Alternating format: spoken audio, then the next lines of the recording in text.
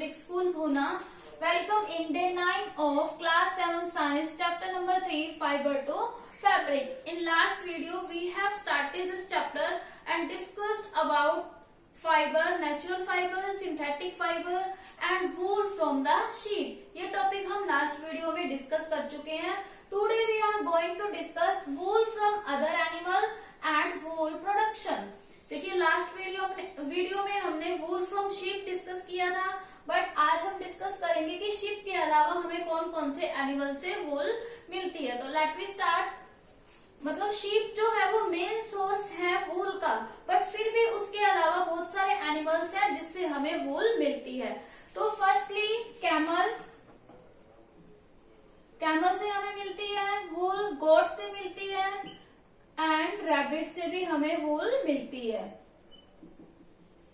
तो कैमल के जो अंडर कोट फर होती है वो बहुत ज्यादा सॉफ्ट होती है, उससे क्या है गुड क्वालिटी की वूल हमें मिलती है. Means under coat of camel give soft and fine fur that can be use to make good quality wool.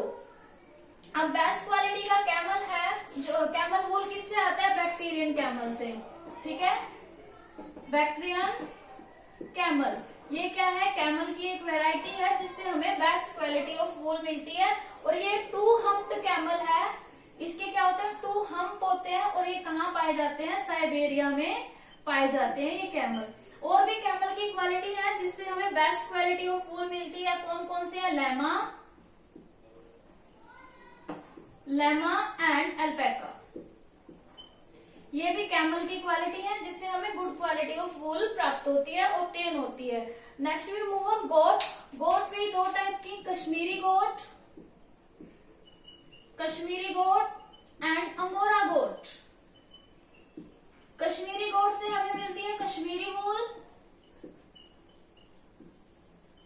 And angora गोट से हमें मिलती है मोहेर वूल. ठीक है, जो कश्मीरी गोट से हमें कश्मीरी वूल मिलती है, ये इसका जो फाइबर है बहुत ज्यादा लग्जरियस और सॉफ्ट होता है और ये क्या करता है? हमें ग्रेट वार्मथ प्रोवाइड करता है. और अंगोरा गोट से हमें मोहेर वूल मिलती है. जो मोहेर वूल है वो भी क्या है? ड्यूरेबल है और वार्म, इससे भी हमें क्या है? ग्रेट वार्मथ मिलती है. और इसका यूज, जो मोहेर वूल है उसका यूज फर्नीचर कवरिंग में भी किया जाता है. और जो अंगोरा गोट है वो कौन से रीजन में पाई जाती है? टर्की में यहाँ पाई जाती है. अब next we move on rabbit. Rabbit भी कौन से? Angora rabbit. अब रैबिट है बहुत ज्यादा स्मॉल होता है तो उसकी बॉडी पे फर भी कम होगी. फर कम होगी तो उससे मिलने वाली वूल का अमाउंट भी क्या होगा?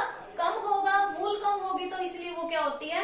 एक्सपेंसिव. बट वो भी क्या होती है? सॉफ्ट होती है और ड्यूरेबल भी होती है. मतलब बहुत अच्छी क्वालिटी की वूल होती है, बट क्या होती है? बहुत ज्यादा एक्सपेंसिव होती है.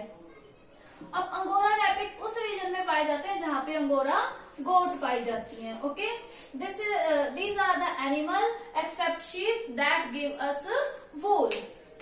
तो next we move on wool production. ठीक है, नेक्स्ट हमारा जो टॉपिक है वूल प्रोडक्शन. आप लोगों को ये तो पता चल गया कि वूल हमें कहाँ से मिलती है? एनिमल की फर से मिलती है. ठीक है, सबसे पहले क्या किया जाएगा? दिस इज द जीके कि सबसे पहले क्या किया जाएगा? उनकी फर को कट किया जाएगा. कट करने के बाद उनकी जो फर में बहुत ज्यादा डस्ट होते हैं वॉश किया जाएगा. ठीक है, करने के बाद उनसे फिर थ्रेड बनाए जाते हैं. अब देखते हैं कि कौन कौन सा प्रोसेस होता है और कैसे कैसे पूरा प्रोसेस होता है थ्रेड बनाने तक. Okay, let we start wool production. वैसे तो देखो जो फर है, अगर हम एनिमल की फर को कट कर रहे हैं तो इससे उन्हें बहुत नुकसान नहीं होता. क्यों नहीं होता? क्योंकि एनिमल की फर को गर्मियों के दिनों में समर में कट किया जाता है. समर में कट क्यों किया जाता है? क्योंकि समर में उनकी फर क्या करेगी? उन्हें गर्मी देगी.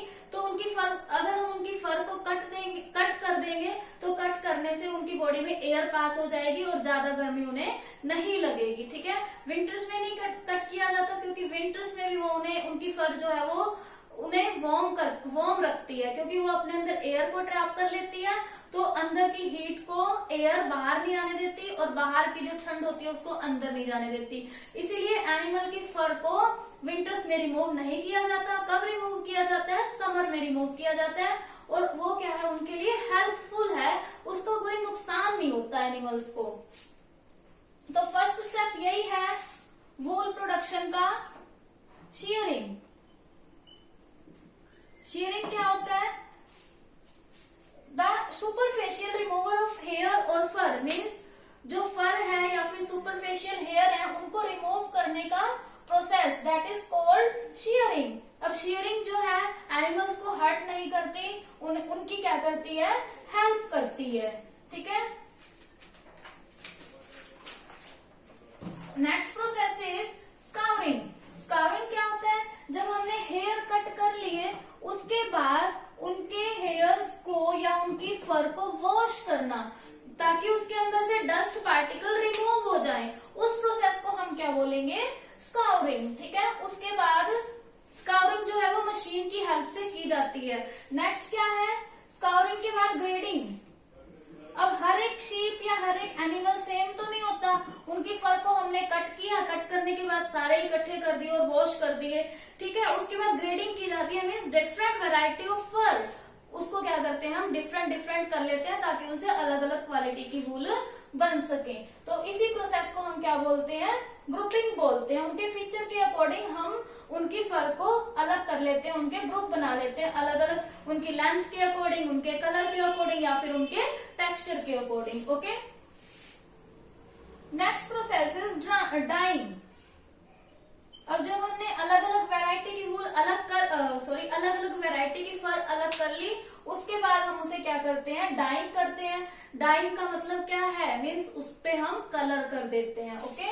Next is drawing. जब हमने कलर किया थोड़ा वेट हो जाएगा, वेट करने के बाद उसे क्या किया जाता है, ड्राई किया जाता है। जैसे हम अगर मान लो हम डाई करवाते हैं तो डाई करवाने के बाद हम क्या करते हैं, ड्राई करते हैं ना, तो इसी तरह से ही फर को भी डाई करने के बाद क्या किया जाता है, ड्राई किया जाता है। Dry wool is pass through rollers to remove extra water, मतलब सन ड्राई नहीं किया जाता, रोलर्स में से पास की जाती है ताकि उसके अंदर जितना भी एक्स्ट्रा वाटर है सारा रिमूव हो जाए और वो पूरी तरह से ड्राई हो जाए। ड्राई होने के बाद उसे कहाँ भेज दिया जाता है, सेंड टू मिल्स। ठीक है। ड्राई होने के बाद उसके जो बेल्स बन जाते हैं, ठीक है, उनको पैक कर लिया जाता है बेल्स में।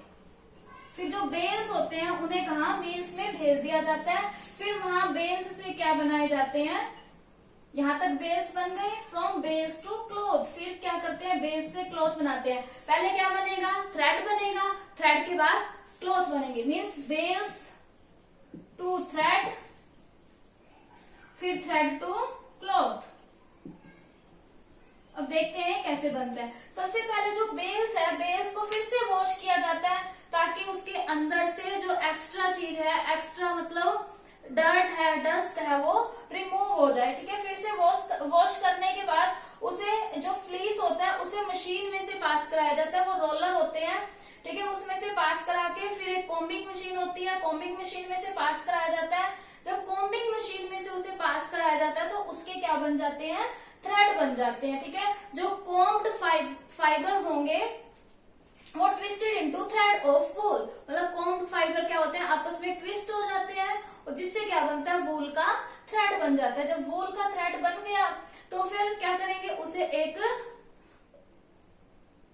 उसे नीट कर लेंगे, नीट करेंगे या फिर उसे फैब्रिक में बना लेंगे, या फिर उसकी स्वेटर बना ली जाती है, या फिर वुलन का फैब्रिक बना लिया जाता है, या फिर थ्रेड को एज इट इज तय कर दिया जाता है। ठीक है। उसके रोल बना लिए जाते हैं और रोल को या फिर सेल कर दिया जाता है, या फिर उसके फैब्रिक बना के सेल कर दिया जाता है। तो ये प्रोसेस है बेल्स से क्लॉथ का। मीन्स जब बेल्स मिल्स में गई तो सबसे पहले उसको वॉश किया, वॉश करने के बाद उसे मशीन में से पास कराया, मशीन में से पास कराने के बाद उससे यान बनाए, यान्स मीन्स धागे, मीन्स कॉम्बिंग से क्या बनाए, धागे बनाए। अब कॉम्बिंग के बाद जो है वो ट्विस्टेड टुगेदर हो जाते हैं, टुगेदरली ट्विस्ट होके वो थ्रेड बनाते हैं, जिसे हम क्या बोलते हैं, वूल बोलते हैं। और वूल के थ्रेड बन गए, या तो फिर उसको वूल की बॉल्स बना दी जाती है जिसे हम गोला बोलते हैं, वूल की बॉल्स बना देंगे। फिर बॉल्स बनाने के बाद सेल कर देंगे। अगर बॉल्स नहीं बनानी तो डायरेक्टली हम क्या बना देंगे, वुलन फैब्रिक बना देंगे, वुलन की स्वेटर, वुलन के क्लॉथ। तो